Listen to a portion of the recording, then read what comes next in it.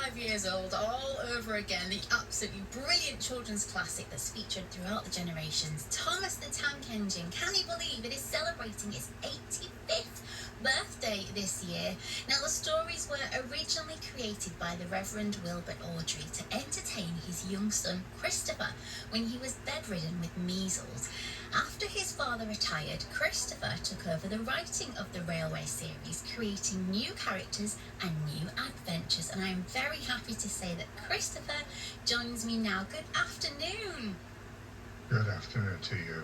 I mean, Christopher, to say that Thomas the Tank Engine has defined your life is probably a bit of an understatement, isn't it?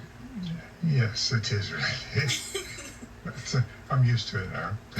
I bet, but I mean, talk to me then. So obviously these stories were written for you when you were poorly in your bed, which is That's just right. like, you know, the cutest thing ever that your dad did for you. How does it feel then to know that something so personal to you is so universally loved around the world?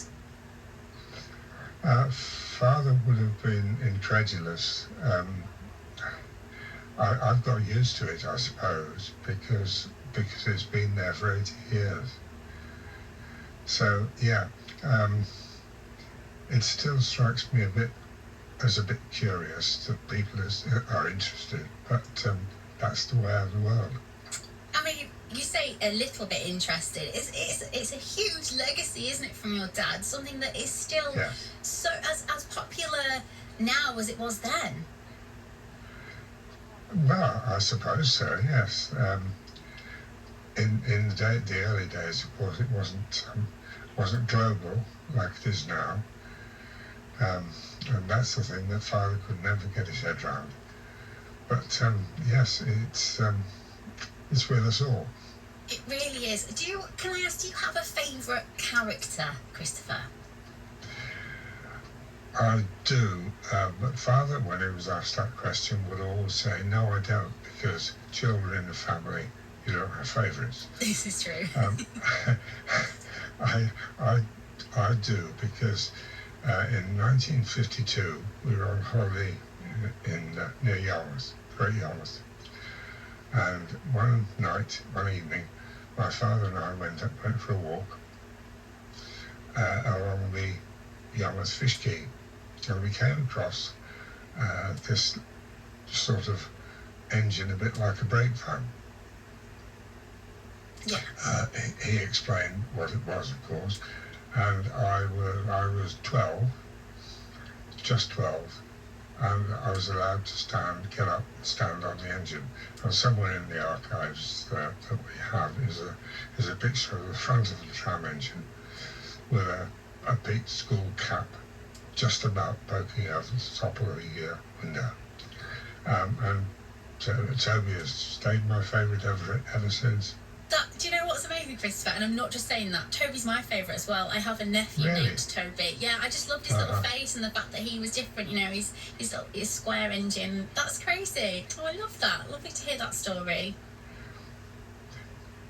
We've got good taste.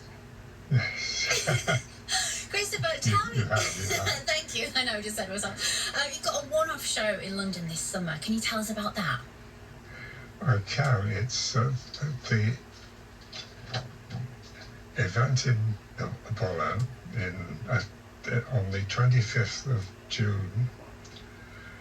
Starts late, 8 p.m. There'll be an interval at 9, and they'll probably finish around 10:30. Not a conventional evening, one night only, but a compendium of my life and some never seen before audio and visual items.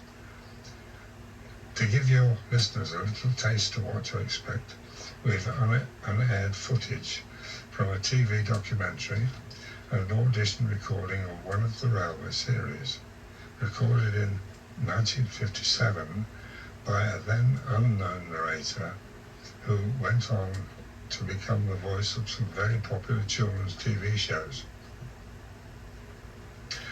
Much of the footage for the evening is from my personal archive, which I've never before shared.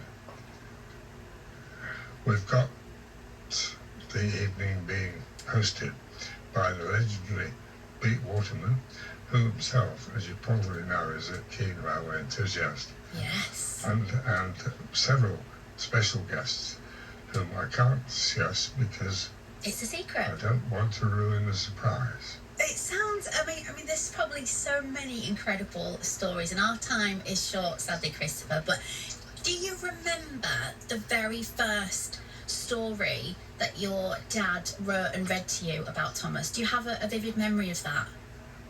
I don't have a vivid memory of him actually telling it to me, but I've heard it so many times that if we had time, I could probably recite it to you. Oh, it's just so wonderful that this, your incredible dad wrote these stories for you, made you feel better when you were in your bed poorly sick, and now 85 years on, he's still going incredibly strong. I mean, there's Thomas Lands all over the world, isn't there?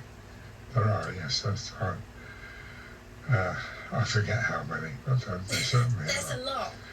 It's just such an icon, massive part of my childhood, so many people's childhoods, and you were that child that the stories were written for. That blows my mind, so I don't even really know how you comprehend that, even though you've had a lot of time to do so. It's just beautiful, isn't it?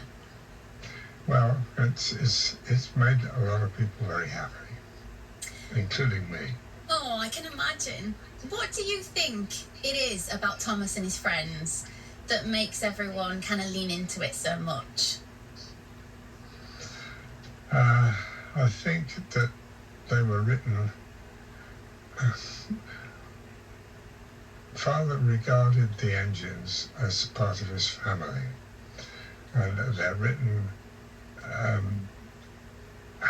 as if he is telling the story to his family. I don't know if that makes sense, but they have the children's foibles, and they need the Fat Controller to pit stop and tell them what to go, where they're going wrong, and keep them in order. Yeah. Oh, I mean, just incredible, really incredible. It's an absolute joy and an honour to speak to you, Christopher, and I hope your show in London goes really, really well. That's very kind. Thank you very much indeed. And here's to another 85 years and more of Thomas the Tank Engine. Absolutely, absolutely. Thank you so, so much. Bye-bye, Christopher. You're very welcome. Bye. Bye. Oh, I could have spoken to him all afternoon. What a beautiful, soothing voice. Christopher Awdry there. The person that the stories of Thomas the Tank Engine were originally written for by his lovely father, the Reverend Wilbert Awdry, when Christopher was poorly sick in his bed with measles. And here we are all these years on, still loving Thomas. I mean, it's still on. When I was a kids telepresenter back in my old life, Thomas the Tank Engine was one of the most popular programmes that we had. And I remember Thomas Land opening at Drayton Manor because we went and did a show there and did all the celebrations of it. Absolutely massive. I'm sure you have grown up with Thomas the Tank Engine and your children and your grandchildren loving it. Like I say, my favourite engine is Toby. I have a nephew named Toby. Lovely to hear that Christopher's favourite engine was Toby as well. And if you want to find out more about Christopher's appearance in June, he's going to be in London at the Hammersmith Apollo, and it's going to be hosted by real enthusiast, like I said, Pete Waterman. Absolutely gorgeous to speak to him. Let me know if you are a massive fan of Thomas the Tank Engine. Email me amy.thompson@bbc.co.uk and let me know if you as well have a favourite engine.